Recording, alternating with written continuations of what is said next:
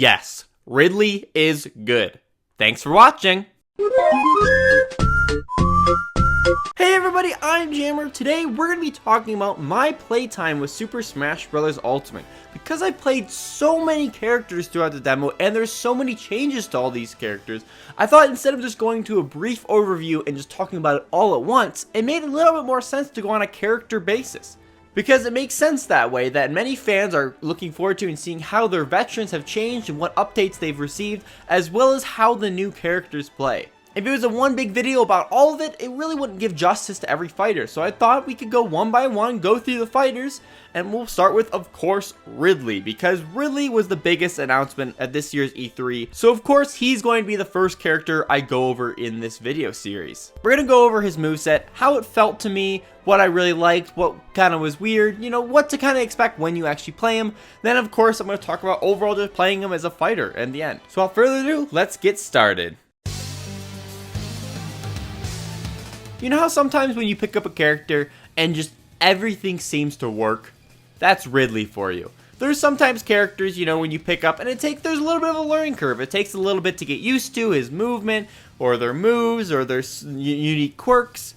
Ridley though, pick up and play right out of the pocket. Oh my gosh, he's already good. And shouldn't that be what Ridley is? The big bad boss of Samus should be powerful and OP right out of the box? Okay, maybe not for a fighting game, but he is! Oh my gosh, he is. Got to a point when I was challenged to play for glory one-on-one, or it was like for a tournament type setting, I chose Ridley because shoot, he consistently kept getting me wins and he was just, oh, he's awesome. So let's go over some of his moves. First, his specials. His neutral special is that little fireball thing that kind of drip out of his mouth and they kind of bounce across the stage and dissipate. But the more you charge it up, the more fireballs you'll expel. It was a lot of fun to spam in 4-player matches just because everyone's on the screen ignoring each other, and if I just keep spraying those, someone's gonna get hit. It'll be interesting to see how these can be used for combos where you can maybe drop some from the air and rush and attack. That's what I've noticed this is kind of useful for. Because if you charge it up all the way and it does connect with the opponent, obviously you can rush in and follow up from there. But even if they block it with a shield, they're kind of staying there in place for quite a while because it takes a while for all the fireballs to actually hit them. So during that, you could rush up, chain grab them, dash attack, whatever you need to do. Can't really spot dodge it because multiple projectiles keep coming through, which is really great for kind of locking the player in place. The only way to avoid it is just go on a platform above it, which, I mean, if you're playing Final Destination, that's not really an option. So because of that, this is actually a pretty powerful neutral special if used right. Okay, next up is his side special, which is a chain grab. Oh my gosh, could not be more perfect for the character. This is exactly what I imagined Ridley having. Because that's one of his iconic moves from his games where he'll grab Samus and just smash her across the stage, just dragging her, right? And the fact that they incorporated that in Smash, I'm done. I'm done. Thanks for watching. It's got a little bit of startup lag, and while you're moving, yes, you can get hit. So it's not like you're invincible the entire time you're going to grab somebody. But once you're in them, oh man, it is so satisfying just to drag someone across the stage. It does feel a little weird though. So once you hit the edge of the stage, that's when the knockback starts. It feels a little wonky where all of a sudden, you know, you're going across, you kind of stop a little bit, and then all of a sudden they go flying. Once you get kind of used to it, obviously it feels fine. But like upon first use, I was like, okay, this feels a little awkward. But the coolest thing about this chain grab is no other character I think at all has in the game. It's a way to consistently get your opponent off the stage 100% of the time. If you land this chain grab attack, you get them off stage. And from there, I mean, that's your key opportunity to take them out. So far, it's an awesome move. If you can mix them up, go from like a tilt to that move and just you immediately get them off stage, and from there you can kill them. It's amazing. Now let's talk about his down special, which I know a lot of people saw in the trailers. It's drawn some of the treehouse footage as just being broken and OP, right? And yeah, you're not wrong. I mean, with one hit, you can output almost 50 damage. That's insane, but that's so Ridley. It wouldn't be Ridley if he didn't have an OP move like that. However, with my playtime of him, I actually found it pretty difficult to land. It does have a lot of startup and end lag, so it does leave you pretty vulnerable if you don't nail it just right.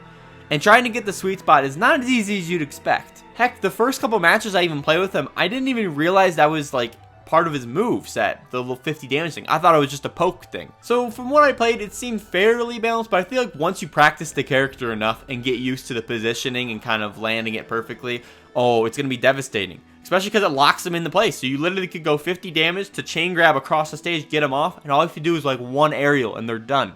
Ooh man, it's gonna be dangerous.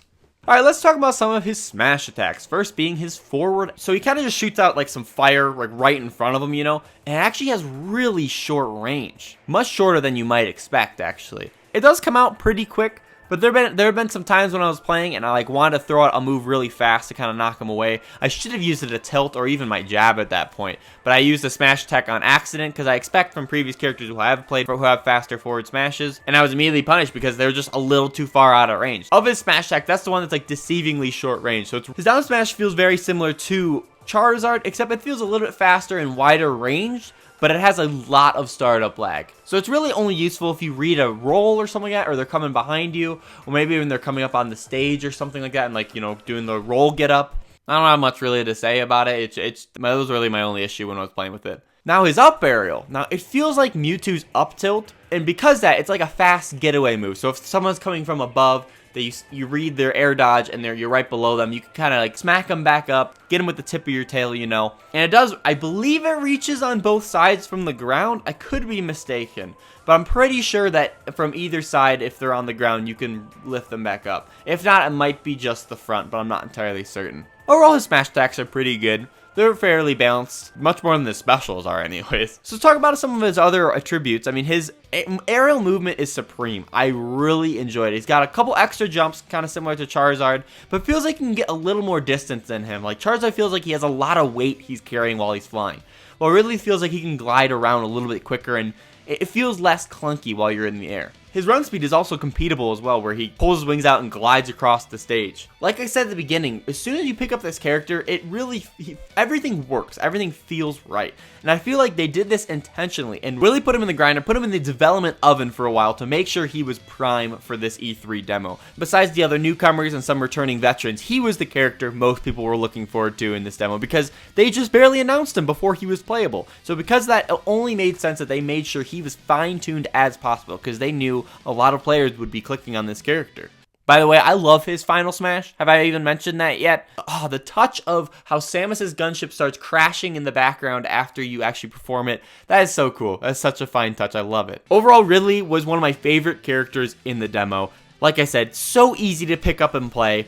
And I just can't wait to play him more and learn more of his techniques because his aerials all felt right. He does have that one down air where you kind of slam to the ground immediately. I'm not the biggest fan of those down arrows because I always end up SDing myself or something stupid. I just gotta practice it better. But I did notice when I was playing Ridley, I didn't do it as much as I did it with like Sonic or Zero Suit, where I would just like slam to the ground and immediately kill myself. It's pretty clear that Ridley's going to be very competitively viable once the full game releases because he's already got such a perfect lineup of moves and special attacks and aerials and his jab's fast. I'm curious to see what kind of changes he will receive when he comes to the full game. I'd expect a lot of polish, maybe adding some balancing tweaks here and there. But even with all the amazing moves he has, he's still a big character, therefore a very big target. So that's already a disadvantage in itself because you can get hit a lot easier. There's a lot more hitbox to you in general. But I think once the full game comes out, I don't think he'll be absolutely broken. Maybe he will. He was easily my favorite character in the demo. Will definitely be one of the main characters I play a lot once this game fully releases later this year. So that's all my thoughts on Ridley. If I have anything else, I guess I'll mention it later in another video. But until then, let me know in the comments, what character do you want me to talk about next in this little fighter series? I mean, there's so many more in the demo that I got a chance to play. I mean, there's Inkling, there's, Snake, Pokemon Trainer. Beyond that, there's other changes to other veterans like Zelda, Link. Let me know in the comments what character you want to see me talk about next. I think it's pretty obvious. I'm pretty sure you guys want me to talk about Inkling, but, humor me. This is the outro for this series, right? Okay. Be sure to give this video a big, awesome like, and if you haven't already, definitely subscribe for tons more on Super Smash Bros. Ultimate and other Nintendo Switch content, as well as more character videos like this. Like I said, I played pretty much every character in the E3 demo. Every single one. So because of that, I can offer you a lot of impressions on third-party characters, newcomers, returning veterans, all that stuff. Thanks again, guys, so much for watching, and I'll catch you in the next one. See ya! Did I mention Ganondorf's also awesome? We could talk about him, too. Okay, see ya.